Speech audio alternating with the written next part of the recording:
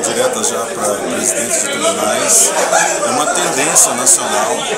Eu acredito que é uma questão até inexorável, uma questão que não tem volta,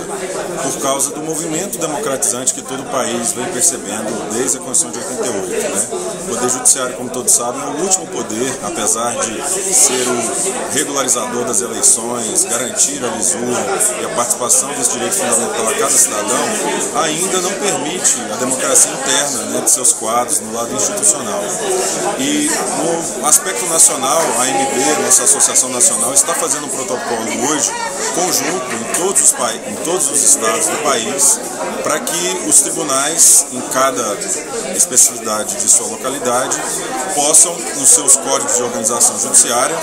realmente encampar essa ideia. A nossa expectativa é que Goiás saia na frente e que Goiás seja um dos precursores desse movimento, já que Goiás tem essa tradição de acessibilidade, nós temos um contato muito bom com a nossa corte e os juízes são muito participativos. Agora, existe já uma PEC tramitando no Congresso Nacional, um projeto de mudança da própria Lei Orgânica da Magistratura, que,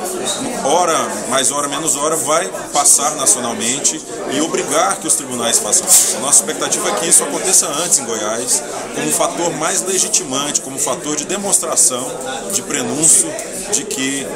essa ideia modernizante, que nós possamos cada vez mais melhorar, não só a condição do primeiro grau, mas melhorar a participação de cada um, porque eu acredito que todos, se sentindo parte mais importante no projeto de destinos do tribunal, cada um vai se comprometer mais e vai fazer do Poder Judiciário um poder mais eficiente, mais célebre e mais transparente, que é isso que a gente quer.